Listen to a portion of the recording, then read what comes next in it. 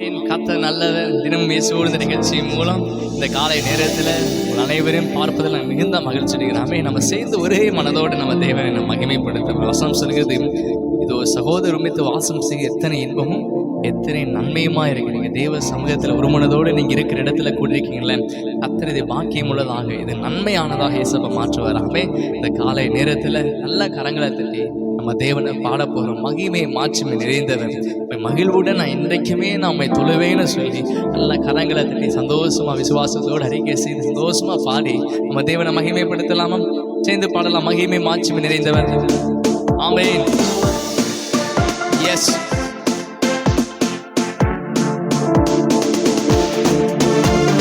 thank you Lord.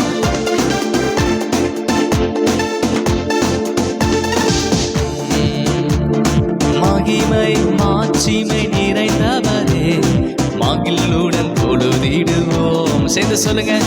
மகிமை மாட்சிமை நிறைந்தவரே, மகிழ்வுடன் தொழுதிடுவோம். பரிசுத்த தேவனாம் இயேசுவை பணிந்தே தொழுகுவோம். பரிசுத்த தேவனாம் இயேசுவை பணிந்தே தொழுகுவோம். மகிமை மாட்சிமை நிறைந்தவரே, மகிழ்வுடன் தொழுதிடுவோம். மகிமை மாட்சிமை நிறைந்தவரே, மகிழ்வுடன் தொழுதிடுவோம். உன்னத தேவன் நீரே, ஞானம் நிறைந்தவரே. அவர் உன்னதமானவர். உன்னத தேவன் நீரே, ஞானம் நிறைந்தவரே. முழங்கால் யாவுமே பாரினில் மடங்கிடுதே. உயர்ந்தவரே சிறந்தவரே, இன்னும் தொழுதிடு. அவரை பார்த்து சொல்லுங்க. உயர்ந்தவரே சிறந்தவரே, உம்மை என்றும் தொழுதிடுவோம். உயர்ந்தவரே ஆவே சிறந்த அவர் உம்மை என்றைக்கும் என்றும் தொழுதிடுவோம். மகிமை மாட்சிமை நிறைந்தவரே, மகிழ்வுடன் தொழுதிடுவோம். சந்தோஷமா சொல்லாமா? மகிமை மாட்சிமை நிறைந்தவரே, மகிழ்வுடன் தொழுதிடுவோம். ஒருவரும் சேரா ஒளியில் வாசம் செய்பவரே. ஒருவரும் சேரா ஒளியில் வாசம் செய்பவரே. ஒளியினை தந்துமே இதயத்தில் வாசம் செய்யும். ஒளி நிறைவே ஆவே அருள் நிறைவே என்றைக்கும் என்றும் தொழுதைகள். ஒளி நிறைவான கர்த்தரப்பா, ஒளி நிறைவே அருள் நிறைவே என்றும் தொழுதிடுவோம். மகிமை மாட்சிமை நிறைந்தவரே, மகிழ்வுடன் தொழுதிடுவோம். மகிமை மாட்சிமை நிறைந்தவரே, மகிழ்வுடன் தொழுதிடுவோம். பரிசுத்த தேவன் நீரே, பாதம் பணிந்திடுவோம். அவர் பரிசுத்தம் அல்லவர். பரிசுத்த தேவன் நீரே, பாதம் பணிந்திடுவோம். கழுவியே நிறுத்தினீரே,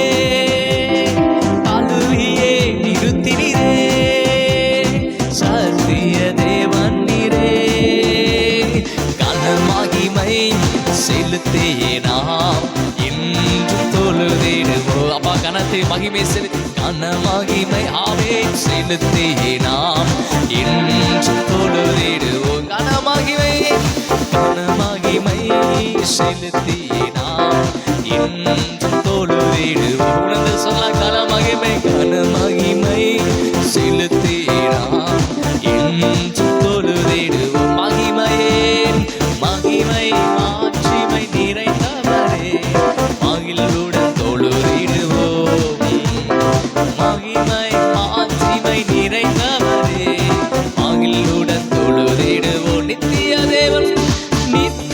தேவன் நீரே, நீதி நிறைந்தவரே. அவர் தேவன், நித்திய தேவன் நீரே, நீதி நிறைந்தவரே, அடைக்கலமானவரே, அடைக்கலமானவரே, அன்பு நிறைந்தவரே, நல்லவர், நல்லவரே, வல்லவரே, என்றும் தோடு. அப்பாவை பார்த்து சொல்லு, நீங்களும் நானும் ஆராதிக்கிற இயேசு அவர் நல்லவராயிருக்கிறார். இயேசு நல்லவர், இயேசு நல்லவர், நல்லவரே, வல்லவரே, என்றும் தொழுதிடு. அப்பா நல்லவர், நல்லவரே, யேசுவார் வல்லவரே, என்றும் தொழுதிடு. சேர்ந்து சொல்ல, கனமகிமை கனமகிமை செலுத்தி நாம் என்றும் தொழுதிடுவோம். கனமகிமை ஆமே செலுத்தி நாம் என்றும் தொழுதிடுவோம். ஹல்லேலூயா. நல்லவரே, வல்லவரே, என்றும் தொழுதிடு. நல்லவர், நல்லவர், நல்லவர். வாய்களை திறந்து இந்த காலை நேரத்தில் அப்பாரி நல்லவர் சொல்லலாமா? இயேசு நல்லவர் சொல்லுங்க. அப்பாரி நல்லவர், எந்த நன்மையான காரியங்களை செய்கிறவர் அப்பா. நீ நல்லவர், நல்லவர், நல்லவர், நல்லவர், நல்லவர், நல்லவர் அப்பா. நல்லவரே, வல்லவரே, என்றும் தொழுதிடுவோம். நல்லவரே, வல்லவரே, என்றும் தொழுதிடுவோம். அர்ப்பணிப்போட சொல்லாமா? நீங்களும் நான் ஆராதிக்கிற இயேசு அவர் நல்லவர். அவர் கனத்தையும் மகிமையை செலுத்தலாம். இந்த காலை நேரத்தில் அவருடைய பிரசன்னத்துக்குள்ளாக உணர்ந்து கனத்தையும் மகிமையும் ஒருவருக்கே நாங்கள் செலுத்துகிறோம். ஆண்டவரே, ஒருவருக்கே கனத்தை செலுத்துகிறோம், ஒருவருக்கே நாங்கள் மகிமையை செலுத்துகிறோம். நீ ஒருவரே மேலான நாமத்துடைய, நீ ஒருவரே மேலான கர்த்தரப்பா. அப்பாவை பார்த்து சொல்லலாம், கனமகிமை செலுத்தினா என்றும் தொழுதிடுவோம். கனமகிமை செலுத்தினா என்றும் தொழுதிடுவோம். நல்லவர், நல்லவரே, வல்லவரே, என்றும் தொழுதிடுவோம். அப்பா உமக்கு நன்றி, நன்றி, நன்றி. அப்படியே நன்றின்னு சொல்லாமா? இயேசுவே உமக்கு நன்றி. அப்பா நல்லவரே உமக்கு நன்றி. இந்த நாள் வரைக்கும் எங்களை பாதுகாத்து உமக்கு நன்றி. அப்படி நம்ம நல்ல வாய்களை திறந்து நம்ம சோதரிக்கலாமா? அப்பா உண்மை நாங்கள் சோதரிக்கிறோம், உண்மை நாங்கள் துதிக்கிறோம், உடைய நாமத்தை நாங்கள் மகிமைப்படுத்துகிறப்பா. ஹல்லேலூயா. பரிசுத்தம் உள்ளவர், பரிசுத்தம் உள்ளவர், வாக்கு கடங்காத பெருமூச்சுகளோடு எங்களுக்காக வேண்டுதல் செய்கிறவரே. ஓ தேங்க்யூ லார்ட். நல்லவர், நல்லவர், நல்லவர், நல்லவரே, வல்லமில்லவரே, போதுமானவரே, அப்பா சகாயரே, உமக்கு நன்றி. இயேசுவே உமக்கு நன்றி. எங்கள் பரிசுத்தரே. ஹல்லேலூயா. நல்லவரே உம்மை ஆராதிப்பேன், வல்லவரே உம்மை அப்படியே உணர்ந்து சொல்லுங்க. நல்லவரே உம்மை ஆராதிப்பேன், வல்லவரே உம்மை ஆராதிப்பேன். நல்லவர், நல்லவரே உம்மை ஆராதிப்பேன், வல்லவரே உம்மை ஆராதிப்பேன். ஆராதிப்பேன், நான் ஆராதிப்பேன்,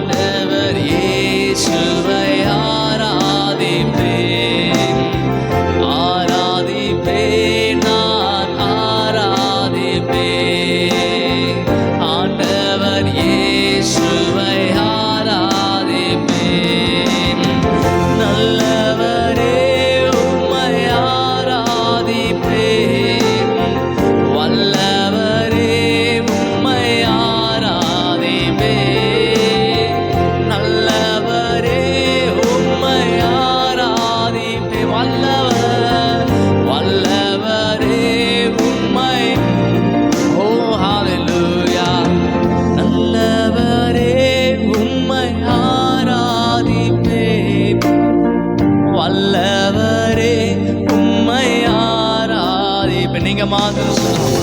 நம்முடைய கர்த்தர் அவர் நல்லவர் சொல்லலாம். நல்லவரே உம்மை ஆராதிப்பேன், வல்லவரே உம்மை ஆராதிப்பேன், நல்லவரே உம்மை ஆராதிப்பேன், வல்லவரே உம்மை ஆராதிப்பேன். Thank you Lord. உமக்கு நன்றி செலுத்துகிறோம் கர்த்தாவே, உமக்கு நன்றி. தொடர்ந்து எங்கள் நடுவில் நிவாசமாயிருங்க ஆண்டவரே. அங்கீகரித்ததான துதி சோத்திரத்தை கர்த்தர் அங்கீகரித்ததுக்காக உமக்கு நன்றி செலுத்துகிறோம். ஆவியானவர் எங்கள் நடுவில் பெரியவராய் இதை நடத்துங்க. அன்று மீதமாக ஒவ்வொரு பகுதி நீங்க நடத்துங்க. இயேசுவின் நாமத்தில் ஜெபிக்க நல்ல பிதாவே, ஆமென், ஆமென், ஆமென், ஆமென். கர்த்தர் நல்லவர். ஹல்லேலூயா. நீங்களும் நானும் ஆராதிக்கிற இயேசுப்பா மிகவும் நல்லவர். ஹல்லேலூயா. ஒரு நாளும் கர்த்தர் தம்முடைய கிருபையினால் நம்மை பாதுகாக்கிறார். எத்தனை பேர் ஆமென் சொல்றீங்க? எத்தனை பேர் விசுவாசிக்கிறீங்க? அவருடைய கிருபை மாத்திரமே நம்மை நடத்துகிறது. அவருடைய கிருபையினாலே நாம் நிற்கிறோம். நிர்மூலமாகாமல் இருப்பது அவருடைய கிருபை என்று வசனம் சொல்கிறது. ஹல்லேலூயா. நம்ம நிர்மூலமாகாமல் இருப்பது தேவ கிருபை. இன்னைக்கு நம்ம ஜீவனோட அவருடைய சமூகத்துக்கு வந்து நம்ம தேவனை ஆராதிப்பதே அவர் நம்ம மீது எவ்வளவு இரக்கமா, எவ்வளவு நம்ம மீது கிருபையுள்ள தேவனா இருக்கிறார் என்பதை வெளிப்படுத்துகிறது. ஹல்லேலூயா. ஆமென். இந்த நல்ல நேரத்தில் கூட ஒரு வசனத்தை நம்ம வாசித்து அந்த தியானம் செய்து நம்ம தொடர்ந்து நம்ம ஜெபிக்க போகிறோம். வேதாகமம் கையிலிருந்து எடுத்துக்கொள்ளலாம். அப்போஸ்தலர் 10வது அதிகாரம் 38வது வசனம் நான் வாசிக்கிறேன். நசரேயனாகிய இயேசுவை தேவன் பரிசுத்த ஆவியினாலும் வல்லமையினாலும் அபிஷேகம் பண்ணினார். தேவன் அவரோட கூட இருந்தபடினால் அவர் நன்மை செய்கிறவராயும் பிசாசின் வல்லமையில் அகப்பட்ட யாவரையும் குணமாக்குகிறவராயும் சுற்றி திறந்தார். ஹல்லேலூயா. இந்த வசனத்தில் மிகவும் பிடிச்சதான ஒரு வார்த்தை என்னன்னா, தேவன் அவரோட கூட இருந்தபடியினால் அவர் நன்மை செய்கிறவராய் இருந்தார். ஹல்லேலூயா. இன்னைக்கு நம்ம ஆராதிக்கிற கடவுள், நீங்களும் நானும் ஆராதிக்கிற இயேசப்பா நன்மை செய்கிறதான ஒரு தெய்வங்க. எல்லாருக்கும் நன்மை செய்கிற தெய்வம். ஏதோ ஒருத்தருக்கு நன்மை செய்து மற்றவருக்கு நன்மை செய்யாமல் இருக்கிற கடவுள் கிடையாது. அவர் எல்லார் மீதும் ஒரே விதமான அன்பை காட்ட பச்சபாதம் இல்லாத ஒரு கடவுள். அவர் நம்மிடத்தில் அவரிடத்தில் நன்மைக்காக அவரை நாடி தேடி வருகிற பிள்ளைகளுக்கு அவர் நன்மை செய்கிறார். அவர் உதவி செய்கிறதான ஒரு நல்ல ஒரு தகப்பனை நம்ம ஆராதிக்க. நம்முடைய தேவன் நன்மை செய்கிற. நமக்கு இன்னைக்கு ஏதோ ஒரு காரியத்தில் உங்களுக்கு நன்மை வேணுமா? இன்னைக்கு தேவன் நன்மை செய்ய போகிறோம். உங்களுடைய காரியத்தில் எந்த காரியத்துக்கு உங்களுக்கு நன்மை வேணுமோ அந்த காரியத்தை நீங்கள் தேவ சமூகத்தில் நம்ம தெரியப்படுத்த போகிறோம். அந்த காரியத்துக்குரிய நன்மையை கர்த்தர் இன்றைக்கே நீங்கள் உங்களுக்கு தரப்போகிறார். உங்களுக்கு எந்த காரியத்தில் நன்மை வரணுமோ அந்த காரியத்துக்கு நம்ம ஜெபிக்கும் போது அந்த காரியத்தில் கர்த்தர் நமக்கு நன்மை செய்ய, நன்மைக்காக அவருடைய சமூகத்துக்கு நம்ம வரும்போது அவர் நிச்சயம் நம்ம நமக்கு உதவியை செய்ய அவர் வல்லவராய் இருக்கிறார். ஹல்லேலூயா. அவரோட கூட தேவன் அவரோட கூட இருந்தபடினால் அவர் நன்மை செய்கிறவராக எங்கும் சுற்றி திறந்தார். இன்றைக்கி நன்மை செய்கிற தேவனாக உங்கள் வீட்டுக்குள்ளே வந்திருக்கிறார். நீங்கள் இருக்கிற இடங்களில், நீங்கள் தங்கியிருக்கிறதான ஸ்தலத்துக்குள்ள நம்முடைய கடவுள் இன்றைக்கு நன்மை செய்கிற தேவனாக இன்றைக்கி நம்ம நடுவில் இறங்கி வந்திருக்கிறார். எத்தனை பேர் சந்தோஷப்படுறீங்க? எத்தனை பேர் விசுவாசிக்கிறீங்க? இன்றைக்கி உங்களுக்கு நன்மை ஆகும். ஆமென். இன்றைக்கி ஒரு குட்னஸ் எங்கள் வாழ்க்கையில் நடக்க போகுது. நீங்கள் எதிர்பார்த்த முடிவுகள் உங்களுக்கு தரப்போகிறார். இன்றைக்கி நீங்கள் விசுவாசத்தோடு ஜெபிக்கிற எந்த காரியமானாலும் அந்த காரியத்தில் கர்த்தர் ஒரு நன்மையை செய்ய போகிறார். நன்மை என்பது குட்னஸ். ஹல்லேலூயா. இந்த நன்மை என்ற வார்த்தை இன்னைக்கு எபிரேய வார்த்தையிலேருந்து ஒரு சின்ன ஒரு விளக்கம். எபிரேய வார்த்தையில் இந்த நன்மை அப்படின்னா என்னன்னு சொல்லிட்டு அந்த விளக்கத்தை நம்ம பார்த்து நம்ம தொடர்ந்து வசனத்தை பார்க்க போகிறோம். ஸோ ஏன் ஒவ்வொரு நாளும் இப்போ வேதாகமத்தில் இருக்கிறதான காரியத்தை சில வசனங்களை எபிரேயர் பாஷையில் அந்த வேதாகமத்தை ஒப்பிட்டு நம்ம பார்க்குறோம் அப்படின்னு சொன்னால், நம்முடைய வேதாகமானது எபிரேயர் கிரேக்க அந்த ரெண்டு பாஷை, எபிரேய பாஷை கிரேக்க பாஷை, இந்த ரெண்டு பாஷையிலிருந்து மொழிபெயர்க்கப்பட்டதான் நம்முடைய வேதாகம் வந்திருக்கு. ஸோ எந்த வார்த்தைகளாக இருந்தாலுமே நம்ம ஹீப்ரு வேர்டில் ரூட் வேர்டில் எந்த மீனிங்கில் கொடுத்துக்கிறாங்கன்னு சொல்லி நம்ம அதை நம்ம தெரிஞ்சுக்கணும். ஹல்லேலூயா. நம்முடைய வேதம் சில வேர்ட்ஸ் டிஃப்ரெண்ட்டாக இருக்கும். ஆனால் நம்ம ரூட் வேர்டு அந்த ஹீப்ரு வேர்ட்ஸ் நம்ம பார்க்கும்போது அது நல்ல ஒரு தெளிவான ஒரு விளக்கத்தை நம்மளால் பார்க்க முடியும். ஹல்லேலூயா. ஸோ ஏன் கர்த்தர் ஏன் அநேக நன்மைகளை, ஸோ அநேக காரியத்தை நம்ம ஹீப்ருலேருந்து நம்ம பார்க்குறோம்னா நம்ம ஒரு தெளிவான விளக்கம் நமக்கு வேணும். அதுக்காகத்தான் நம்ம பார்க்குறோம். ஹல்லேலூயா. ஸோ நம்முடைய ஹோல் வேதாகமம் முழுவதுமே ஹீப்ரு அண்ட் கிரேக்க பாஷையிலிருந்து தான் மொழிபெயர்க்கப்பட்டுள்ளது. நன்மை என்பதற்கான எபிரேய வார்த்தை என்ன அப்படின்னு சொன்னீங்கன்னா, நன்மை என்பதற்கான எபிரேய வார்த்தை டவ் அப்படிம்பாங்க. டவ் அப்படி என்றால் அப்படின்னா அந்த வார்த்தைக்கு என்ன அர்த்தம் அப்படின்னு சொல்லி கேட்டீங்கன்னா, இனிமையானது, நன்மையானது, தெய்வீக நோக்கத்தை நிறைவேற்றும். இந்த டவ் என்ற வார்த்தை ஹீப்ருவில் நன்மைக்கு ஹீப்ருவில் என்ன அர்த்தம்னா டவ்.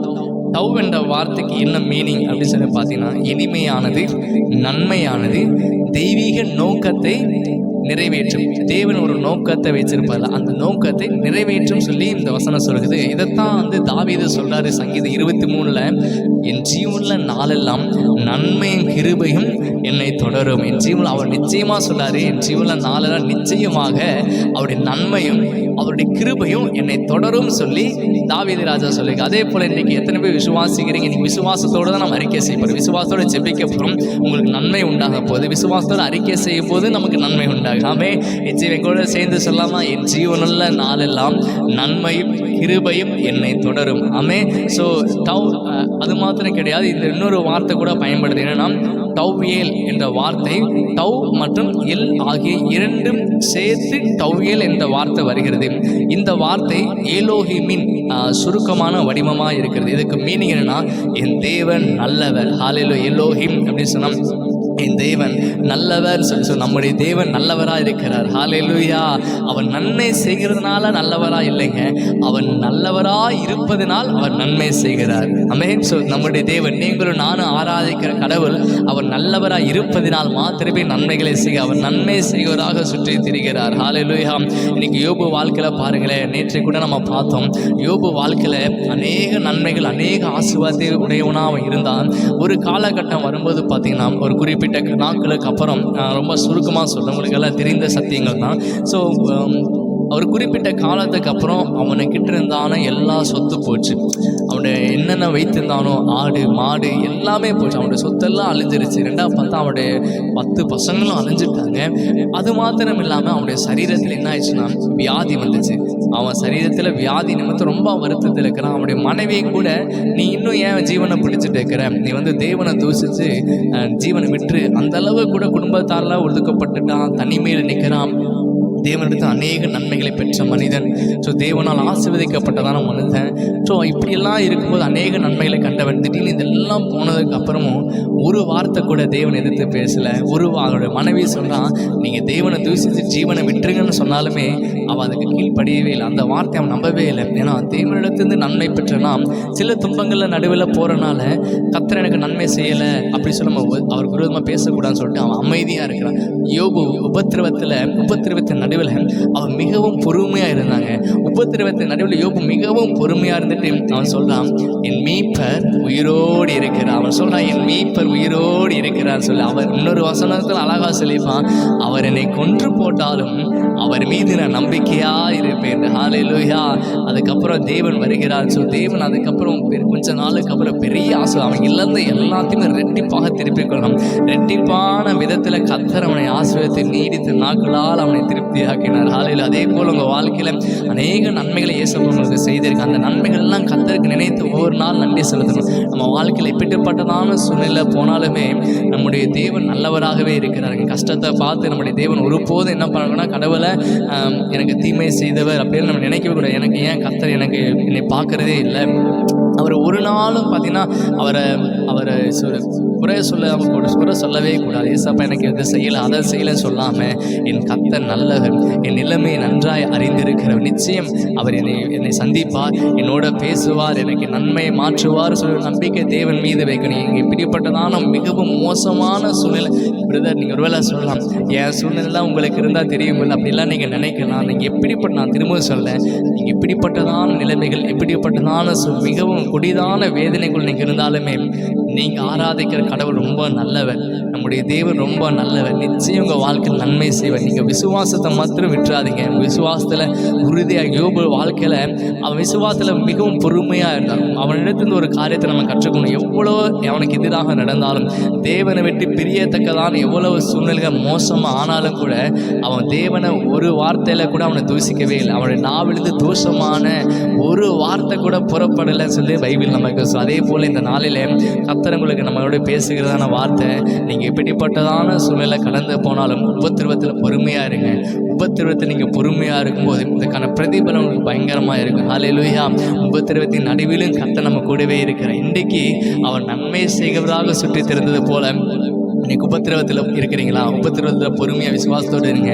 இன்றைக்கி உங்கள் உபத்திரவம் மாறும், உங்கள் கடன் மாறும், உங்கள் வியாதி மாறும், இந்த எல்லா வேதனை மாறும், உங்கள் கண்ணீர் மாறும், உங்கள் கவலை எல்லாத்தையுமே கர்த்தர் நிச்சயமாக மாற்றுவான். நீங்கள் சந்திக்கிற உபத்திரவத்தில் பொறுமையாக இருங்க. இன்றைக்கி நன்மை செய்கிற கடவுளாக தேவன் அவரோடு கூட இருக்கிறபடினால் அவர் நன்மை செய்கிறவராக அவர் சுற்றி திரிந்தார். ஹல்லேலூயா.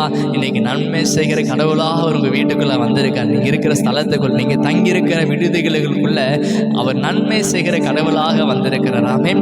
அது மாத்திரமில்லை, இந்த வசனத்திலிருந்து நம்மளும் ஒரு காரியத்தை கற்றுக்கொள்ள வேண்டும். தேவன் அவரோட கூட இருந்தபடியால் அவர் எப்படி நன்மை செய்வராக சுற்றி திரிந்தாரோ அதே போல கர்த்தர் நம்ம கூட இருக்கிறபடினால நம்மளும் நன்மை செய்கிற பிள்ளைகளாக இருக்கணும். மற்றவங்களை பார்க்கும்போது ஹெல்ப் பண்ணணும், மற்றவர்களுக்கு உதவி செய்கிற மனப்பான்மை நமக்கு வேணுங்க. நமக்கு நன்மை செய்ய வேண்டும் என்கிறதான ஒரு ஆசை உண்டாகணும். அதுதான் வசனம் அழகாக புதிய ஏற்பாட்டில் பார்க்கணும். நன்மை செய்கிறதில் சோர்ந்து போகாதிருங்கள் என்று சொல்லி. ஆமென். உங்களுக்கு தெரிந்தவர்கள் அவங்கள பார்க்கும்போதே தெரியும், அவங்களுக்கு ஏதாவது நன்மை தேவைப்படுதுன்னா அந்த நன்மையை நான் செய்யணும்னு சொல்லி விருப்பப்படுங்க. நன்மை செய்கிற விஷயத்தில் நீங்கள் சோர்ந்து போகவே வேணாம்.